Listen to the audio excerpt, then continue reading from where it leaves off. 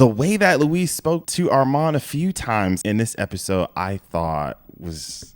Louise trying to convince Armand to change Madeline for Claudia. They're going back and forth, and then Armand essentially says, like, are you asking me or are you making me? I didn't like that because Louise seemed like almost like annoyed that he posed the question, as if he would prefer if Armand kept this as like an unspoken rule. Crazy Stupid Podcast. Thank you so much for tuning in. As always, if this is your first time watching, we'd love it if you could hit the like button, the subscribe button, and the bell so that you are aware of when we post things. Hello, everybody. Welcome back to another episode of Crazy Stupid Podcast. My name is Esther. And I'm Adrian. And today we're going to review Season 2, Episode 6 of Interview with the Vampire. I just want to say that if it wasn't for the fact that it was late, there is no way we would have just watched episode 6. We would have watched it. I was ready to completely disregard all the advice I had been given because they're talking about, just for the sake of blah, blah, blah, watch one episode. I'm sorry, no. And I know that you guys had to do that most likely when you watched the show. I know that you didn't have a choice, but I just want you to imagine the self-control it requires of a person to see the play next episode button right there after that type of a cliffhanger. Bruh. And to say no. I'm just letting you know from right now, if episode 7 is on some crazy shit, we're watching both episodes. Especially this is not a spoiler. I saw a little clip of them interviewing Jacob Anderson and Sam Reed. They were asking them about their reactions, when they read the finale episode, and they were both so and then I left because I was scared. Did I ever tell you when I was watching Sons of Anarchy? And you didn't get it spoiled, but somebody... No, I did get it spoiled. Oh, I thought in a group chat or something? Nah, my roommate, there's a character named Opie. Yeah. And something happens with his story arc. He dies. Okay, well... I know that because of you. Spoilers if you haven't seen Sons of Anarchy. That was why I worded it that way. I'm sorry. I thought you were trying to protect me.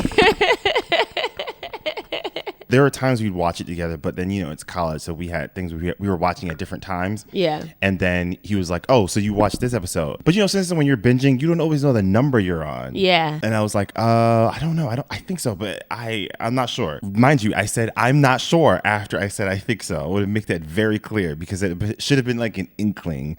Maybe let's check before I start saying. He's like, oh, so you know about Opie? No. At that point, the gears are turning. He's like, that Opie died. And I was like, Opie? And then we ran to my PS3 to turn on Netflix and we realized that was the episode that I was about to watch. Dang. Yeah. At least you had a little warning. Yeah, well, no, I don't want warnings. Oh. You know what else got spoiled for me? What? Gwen in Amazing Spider-Man 2. Wasn't that comic book? Well, you don't know where... accurate? Yeah, Gwen does pass away in the comics, but there's no way to know what the movies are going to do. I thought we were going to get at least 3 or 4 movies. Oh, so you thought it was going to come later? Maybe later on. I didn't think they would do it in this second one. Yeah, that's fair. I don't remember if I knew for sure, but I remember I knew what happens to her in general. Bro, I wasn't mad. shocked, but I was very sad. The way that it happened was It was lunch on Saturday, and one of my friends, this is what he said. I thought he caught her. What else is that gonna mean? I was so mad. This is why you can't really talk about shows that you haven't watched. I don't talk about them. If I really care about spoilers, I just do not have conversations about them. Was there anything that was spoiled for you? Has there been a show or movie that got spoiled for you? That somebody else spoiled for me? No. Sometimes I spoil it for myself. Sometimes I'll look stuff up to warn me. You You know, it's wild. I used to think that was weird, but my sister does that too. I do that. If the it's suspense is overwhelming that you just want to know. If it's something that I don't care that much about, sometimes I will do it. Nanami got spoiled for me. That one kind of hurt. It still hurt because of the way that they did it. And I had a cousin, I think I told you this, that Han Solo got spoiled for him. The Force Awakens, yeah. I think I accidentally maybe might have spoiled that for some people at the movie theaters because when we came out of the movie theater, I was talking about it, and I'm pretty sure there was girl. What? Yo, you know what that reminded me of? This one of the former Buffalo Bills running backs, LaShawn McCoy, after Endgame. Why did this idiot tweet damn, no way they killed my Tony like that the night of the weekend premiere. And so this guy's got like hundreds and thousands of followers. And then he had to come up with like an apology. But I was like, you goofy as hell for that, bro. That's crazy. Well, I guess we should talk about this episode now. The way that Louise spoke to Armand a few times in this episode, I thought was...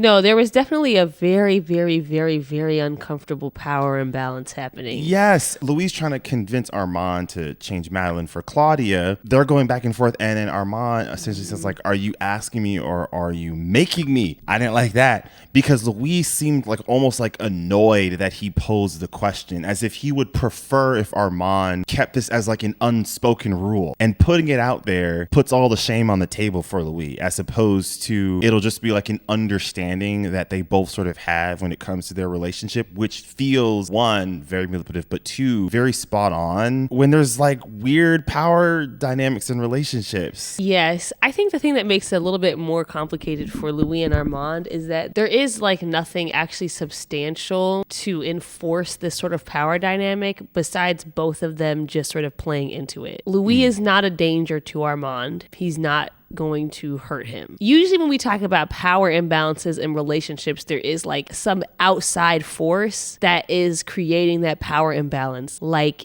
a hierarchy in a job or just a person who has more social capital or like, you know, things like that. Like a husband owns all the money. Right. Yeah.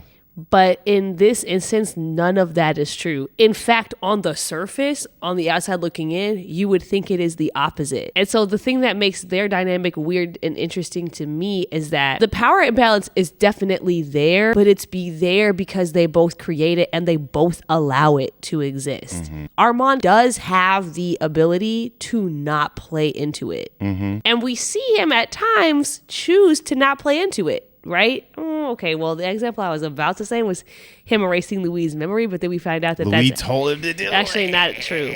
But the thing with the turning them in. Now, we don't know exactly how that played out, but I guess what I'm trying to say is the power imbalance exists in part because Armand either at some level wants it to be there or is simply so emotionally broken that he just allows it to be. He welcomes it in a sense, like in a way that makes him miserable and unhappy. Like, I don't think he enjoys it, but he does willfully play into it. Like the whole calling him master, that's all Armand.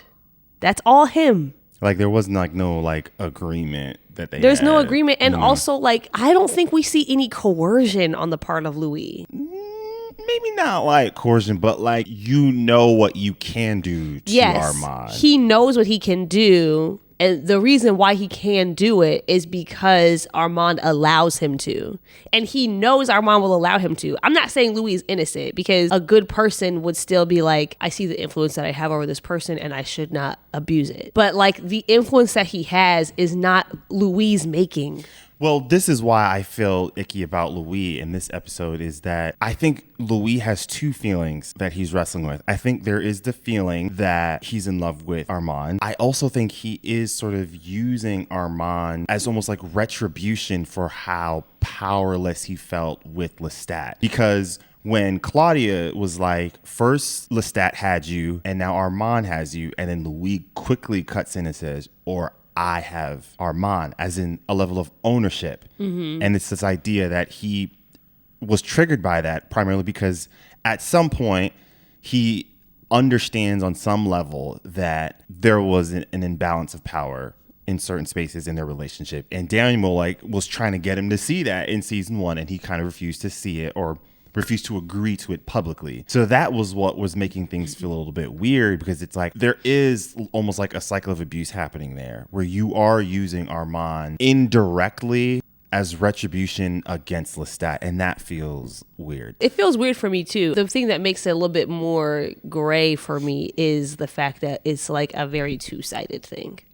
I definitely saw that. I mean, that's also what happened when he was asking Armand to turn Madeline, which, I mean, Armand did say no though. Like, he was so confident that he would say yes because he believes that he can get him to do anything. Yeah. I don't know why, but at the end of the last episode, I kind of thought we were about to have have like a big have it out between Louis and Armand, and they just kind of like, they just don't like like they just kind of like keep telling the story, but then they're like poking these little jabs at each other. Like when the episode opened and they were just both trying to decide what pictures to paint, I'm like, I don't know, this kind of seems like a really big thing that just happened that you guys are just going to like keep moving on. But now knowing what happened at the end of this episode, that's it seems to be some sort of pattern with them, because whatever happens in the next episode is Armand's fault, right? Like he sold them out. We don't know exactly why, but the fact that that happened, and I think it's fair to assume that that is going to be what costs Claudia her life, and probably Madeline. That to me would seem like the thing that would break the relationship. Like, why are they still together? Right. But I think it's like this pattern that they have. I feel like they have just so decided that like, this is it. We have to make this work. We are, you know, and I don't, maybe there's some beauty in that. I don't know. No. But no.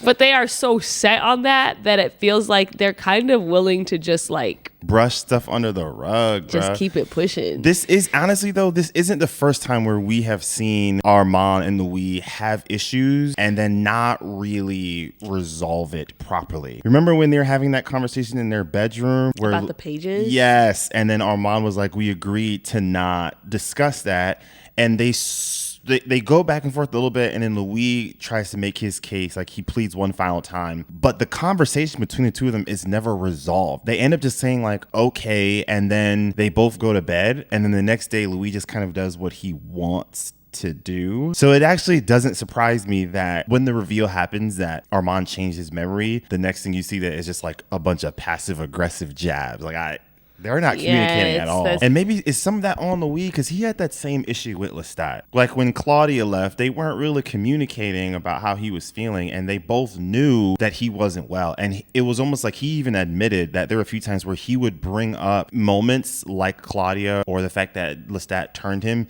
just to get Lestat angry, so that they could have an argument. Yeah, that's a good point.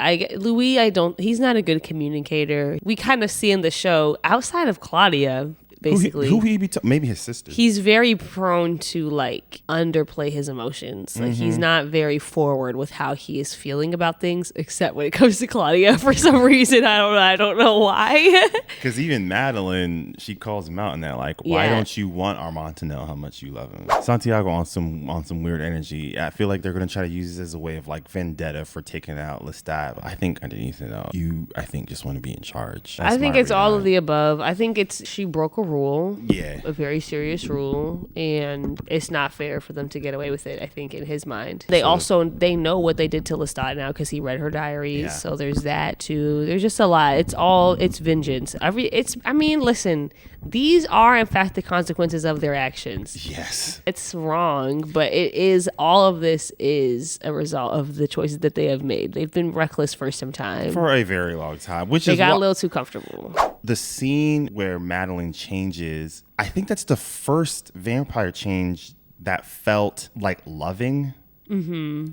And like in a very vampire way, almost healthy. Yeah. There wasn't any like tragedy to it. There wasn't any like manipulation to it. She actually had like complete agency over that decision in comparison to what Claudia had. Zero decision with it. And she was manipulated emotionally the way that Louis was. Yeah. And there wasn't any trauma behind their turning like how Lestat and Armand was. Yeah, it's kind of like the tragedy of it is like she seems like the one vampire that probably could have been okay. Yeah. But I know that she is gone. Yeah. That lady does not make it to closing curtain. Yeah, you got a cameo. That's it, brother.